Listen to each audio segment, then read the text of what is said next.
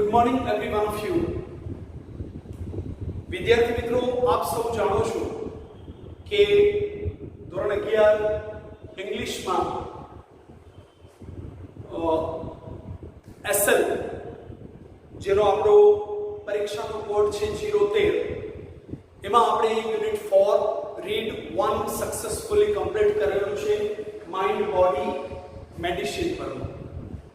હવે આપણે પાંચમું ટીચિંગ સેશન આજે એના પર જ પરીક્ષાલક્ષી પ્રેક્ટિસમાં લઈ લઈએ. તો વિદ્યાર્થી મિત્રો, પરીક્ષામાં તમે જાણો છો કે તમને એક પેરેગ્રાફ આપવામાં આવે છે. એ પેરેગ્રાફમાંથી વધીને 2 પ્રશ્નો તમને પૂછવામાં આવે છે અને એ બંને પ્રશ્નના જવાબ તમારે પેરેગ્રાફમાંથી જ ફાઇન્ડ આઉટ કરી અને લખવાના હોય છે.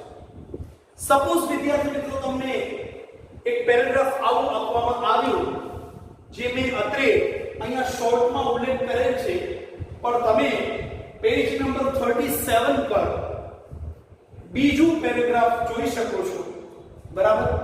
જે ક્યાંથી શરૂ થાય છે? According to Ayurveda,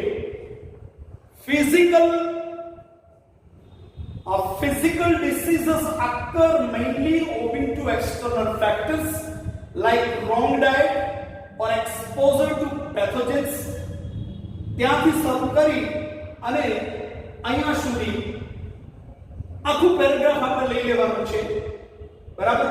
However, both physical and psychological diseases are usually mixed and one seldom occurs without the other. હવે સપોઝ વિદ્યાર્થી મિત્રો, એ પેરેગ્રાફ તમને પરીક્ષામાં આપવામાં આવ્યું જે આપણે શીખી ચૂક્યા છીએ, બરાબર? અને એનામાંથી તમને આ પ્રકારના 2 પ્રશ્ન આપવામાં આવે છે. પહેલો પ્રશ્ન એમ છે કે how do the physical diseases occur according to Ayurveda? Ayurveda મુજબ મુખ્યત્વે સાના કારણે યા સાને લીધે ડિસીઝીસ જે છે, રોગ, એ ઉપસ્થિત થાય છે? તો એનો જવાબ પહેલી જ લાઈનમાં યા પહેલા સેન્ટેન્સમાં આપેલો છે. According to Ayurveda, physical diseases occur mainly owing to external factors like wrong diet or exposure to pathogens. બરાબર? ફરીથી once again I repeat the answer. વિદ્યાર્થી મિત્રો, તમને આન્સર અહીંયા તો અને તો જ સમજાશે કે જો માઇન્ડ બોડી મેડિસિન પરના અગાઉના 4 ટીચિંગ સેશન્સ તમે સિન્સિયરલી વ્યૂ કરેલા હશે, તો શીખેલા હશે તો, યા એનું સિન્સિયરલી સ્ટડી કર્યું હશે તો, બરાબર છે? તો તમે ઈઝીલી એને સમજી શકશો. અને જે વિદ્યાર્થીઓએ વિધાઉટ સિન્સિયર સ્ટડી ડાયરેક્ટ પ્રશ્ન જવાબની પ્રેક્ટિસ કરશે, એને નહીં સમજે. સો વન્સ અગેન, જો તમે એ 4 ટીચિંગ સેશન્સ જે અગાઉ આપણે માઇન્ડ બોડી મેડિસિન પરના લીધા છે, એ તમે સિન્સિયરલી સ્ટડી કરજો એનું, બરાબર? અને એ શીખજો, એને વ્યૂ કરજો, તો અને તો જ ક્વેશ્ચન આન્સર્સ તમને સમજાશે. once again I repeat the answer. According to Ayurveda, the physical diseases occur mainly owing to external factors. સાને લીધે બીમારી યા કહો કે રોગ કે વ્યાધિ ફેલાય છે? like wrong diet or exposure to pathogens. એનું મુખ્ય કારણ છે આપણી ખાવા પીવાની ખોટી ટેવો, અસ્વસ્થ ટેવો અને કોઈ વાયરસ, બરાબર, ના સંપર્કમાં આવવું. બીજો પ્રશ્ન, how do mental diseases occur mainly? હવે માનસિક જે બીમારીઓ છે એ મેઇનલી કઈ રીતે થાય છે? તો એનો જવાબ આવી રીતે આવશે. mental diseases arise mainly એના પછીના સેન્ટેન્સમાં જવાબ આપેલ છે રેડીમેડ છે, બરાબર, quite readymade, without any change. Mental diseases arise mainly from internal factors like wrong use of the senses and the increase of negative emotions. ચલો, હવે સપોઝ વિદ્યાર્થી મિત્રો બીજો એક પેરેગ્રાફ તમને આવી રીતે આપવામાં આવે છે કે તમે પેજ નંબર 38 પર જોઈ શકો છો, બરાબર, અને levels of આયુર્વેદ હીલિંગ માં, બરાબર, વિદ્યાર્થી મિત્રો બીજો paragraph, a higher level of healing aims at preventing disease before they manifest. To reach this stage we ought to consider the fact of our lifestyle, environment, work and psychological condition. We must eliminate the wrong factors in our daily lives that make us helpless to diseases. To some extent, we are always sick because our life itself is unstable. હવે વિદ્યાર્થી મિત્રો એ પેરેગ્રાફમાંથી suppose તમને આ પ્રકારે પ્રશ્ન પૂછવામાં આવ્યો, what is the aim of higher level of healing? healing નું જે હાયર લેવલ છે એનું મુખ્ય જે લક્ષ્ય જે છે એ શું છે, એનું મુખ્ય ધ્યેય શું છે? તો એનો જવાબ છે a higher level of healing aims at preventing disease before they manifest. કોઈ પણ એમ કહો કે રોગ છે, કોઈ વ્યાધિ છે કે કોઈ જે છે એ વ્યાધિ જે છે, બરાબર, એ લાગુ પડે યા એ જે તે XYZ રોગ કે વ્યાધિ કે કોઈ પણ પ્રકારની અન્ય તકલીફ ઉપસ્થિત થાય એ પહેલા જ એને નિર્મૂળ કરી દેવી એ હાયર લેવલ ઓફ હીલિંગ નું મુખ્ય ધ્યેય છે, બરાબર. ત્યાર પછી once again I repeat, a higher level of healing aims at preventing disease before they manifest, બરાબર. ત્યાર પછી what must be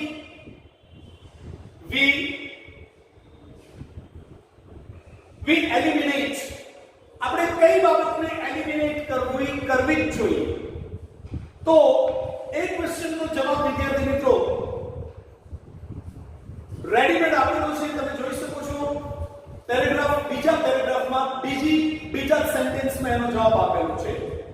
We must eliminate the wrong factors in our daily lives that make us helpless to disease. Once again I repeat the answer. We must eliminate the wrong factors in our daily lives that make us helpless to diseases. બરાબર. હવે વિદ્યાર્થી મિત્રો suppose તમને ત્રીજો paragraph આવી રીતે આપવામાં આવે છે જે અહીંયા છે, બરાબર, તમે જોઈ શકો છો. The third level of treatment is life enhancement therapy, બરાબર. હવે સપોઝ વિદ્યાર્થી મિત્રો એના આધારિત તમને પ્રશ્ન એવો પૂછવામાં આવે, what is the aim of life enhancement therapy?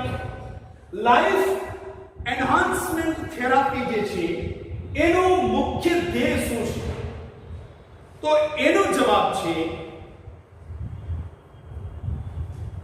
the aim of life enhancement therapy is to improve our vitality and enabling us to live longer. Farithi, once again I repeat the answer. The aim of life enhancement therapy is to improve our vitality and enabling us to live longer. આપણી જે શક્તિ કે સામર્થ્ય જે છે, બરાબર, આપણી ઉર્જામાં વધારો કરી અને આપણને સ્વસ્થ એવું દીર્ઘ આયુષ્ય પ્રદાન કરવું એ લાઈફ એન્હાન્સમેન્ટ થેરાપીનું મુખ્ય ધ્યેય છે. સપોઝ વિદ્યાર્થી મિત્રો પછી એ લેસનમાંથી માની લો આવો એક પ્રશ્ન આપણે પૂછવામાં આવે છે, what is ultimate goal of the Ayurveda? What is the ultimate goal of Ayurveda? આયુર્વેદનું અલ્ટિમેટ ગોલ શું છે? તો તમે અંતિમ પેરેગ્રાફમાં જે આપણું લેસન જે છે એના last પેરેગ્રાફમાં in the very first sentence જવાબ આપેલો છે, the ultimate goal of Ayurveda aims at releasing us from all sorrow and suffering. The ultimate goal of Ayurveda aims at releasing us from all the sorrows and sufferings. દરેક પ્રકારના દુઃખ અને પીડા માંથી આપણને મુક્તિ આપવી અને આપણને સ્વસ્થ દીર્ઘ આયુષ્ય, બરાબર, આપણને તદ્દન જેને કહીએ કે સ્વસ્થ, પરમ પ્રસન્ન અને મેં તમને કીધું એ પ્રમાણે પરમ સેટિસ્ફાઈડ દીર્ઘ આયુષ્ય પ્રદાન કરવું એ આયુર્વેદનું મુખ્ય ઉદ્દેશ્ય છે, બરાબર. તો વિદ્યાર્થી મિત્રો, અહીંયા આપણે પરીક્ષાલક્ષી પ્રેક્ટિસ પણ કરી છે. તમારી ટેક્સ્ટકમ ગાઈડમાં આ પ્રકારના પેરેગ્રાફ આપવામાં નથી આવ્યા એવું ઘણા બધા વિદ્યાર્થી મિત્રોનું કહેવું છે. હોઈ શકે તમે સાચા જ હશો, પરંતુ મારી પાસે ગાઈડ નથી એટલે મને ખ્યાલ નથી. પણ ડોન્ટ વરી, જે પ્રકારે મેં તમને પ્રેક્ટિસ આપી છે એ તમે તમારી ફેર નોટમાં અવશ્ય લખજો. તદુપરાંત એ પ્રકારના અન્ય પેરેગ્રાફ જે છે એ તમને એટલીસ્ટ અપેક્ષિતમાંથી તો મળી જ રહેશે.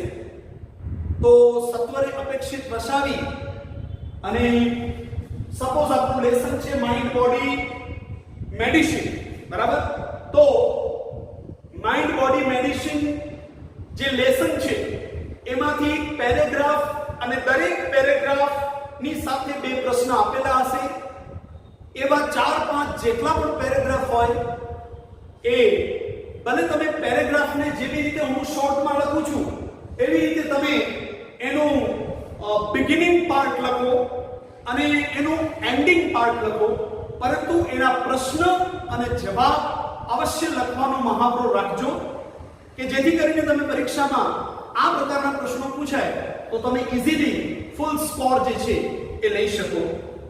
Till then, dear students, do like, share, as well as do like, share and subscribe our channel without fail. And all the students are requested to study sincerely, to concentrate sincerely, to work hard sincerely regarding each and every teaching lesson. Either it is prose or poetry, or it is any grammatical point. Till then, dear students, goodbye. Have a nice day. Take care of yourself. Prepare yourself very, very sincerely for the upcoming exams that is going to be held by the school authority. Until then, dear students, thank you so much.